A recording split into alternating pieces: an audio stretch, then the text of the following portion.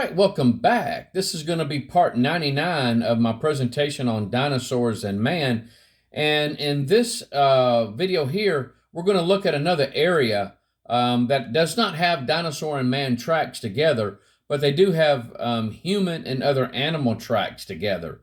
A lot of human and other animal tracks together. And this is going to be in White Sands National Park.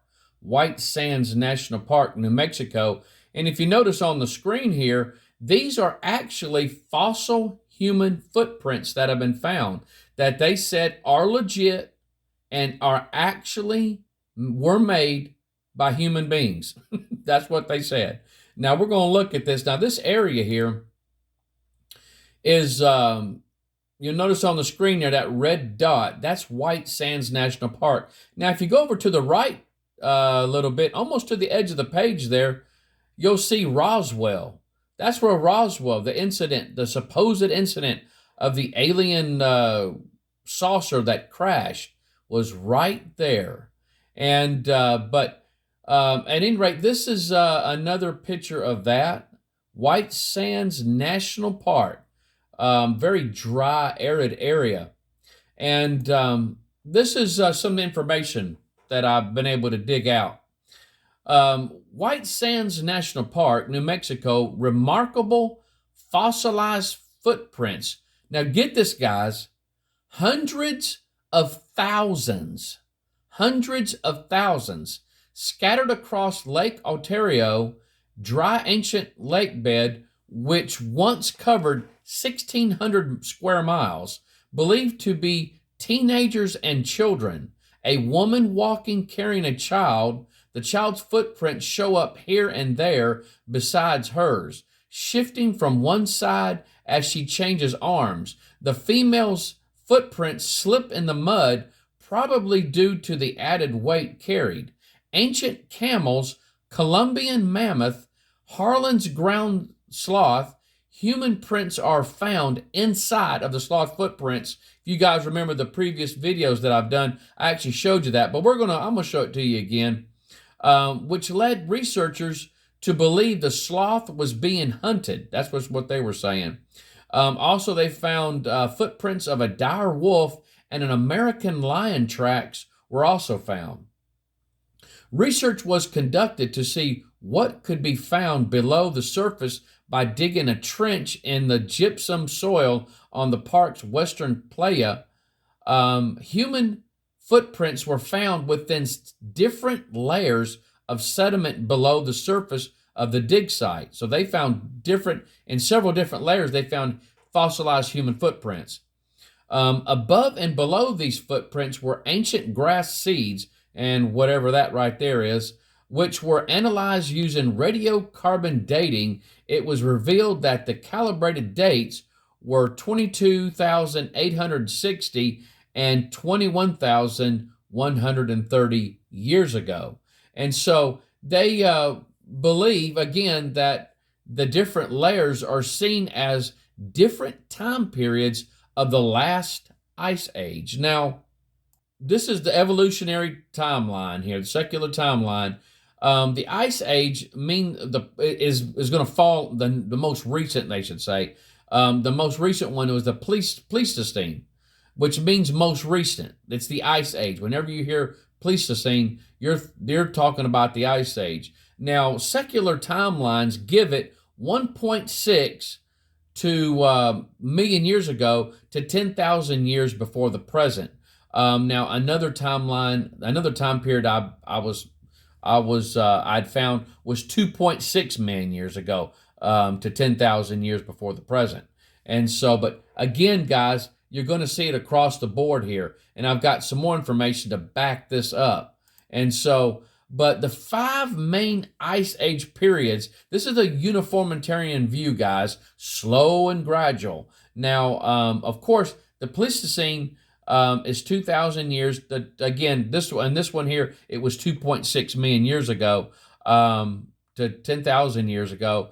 Now the creation. Now we do believe in an ice age. I'm not going to get too much into that. I'm going to talk more about that when I start talking about the flood and Noah's Ark. when I get into that presentation at a later time. But we do believe it, but it happened around the flood time, around when the flood happened, somewhere between 4,500 to 3,800 years ago. And there is debate amongst creationists exactly when that happened. And so we'll talk about that in just a second.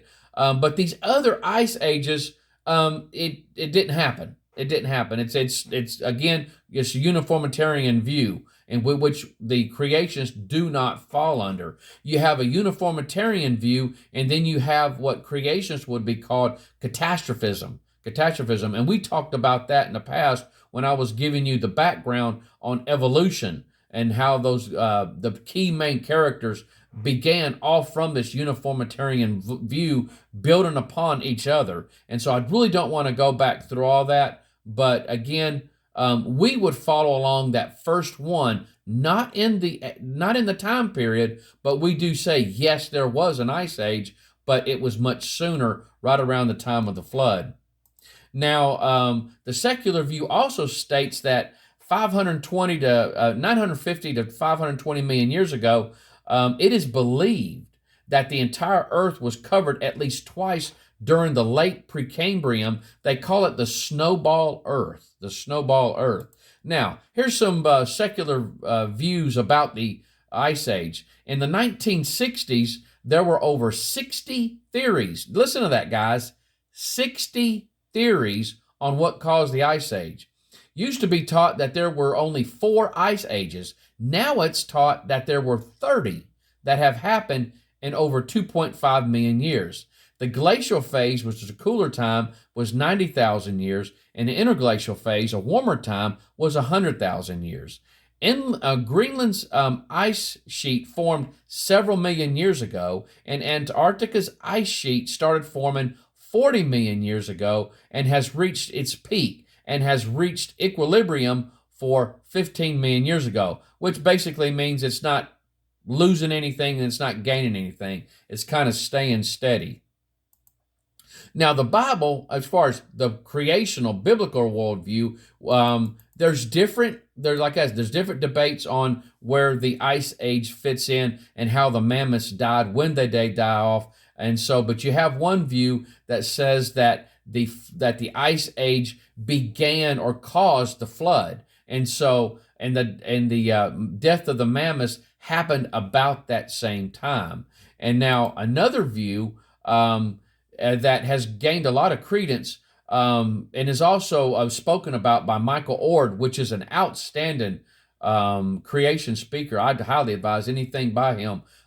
You want to follow along with that. And so he used to be a meteorologist, and so the guy knows about weather and weather patterns and stuff like that. But at any rate, he puts the Ice Age timeline estimated to last 700 years after the flood. And that would be 500 years of accumulation and 200 years of meltback. And during the beginning of that meltback is when the death of the mammoths would happen. Again, I do go into more on this when I get into the flood and Noah's Ark. But what they're stating around this White Sands National Park is that it was, if you'll notice the picture here, they were kind of just walking around, meandering and stuff like that, and made footprints. Now, guys, I'm going to tell you right now, these footprints are not going to last. They're not going to last.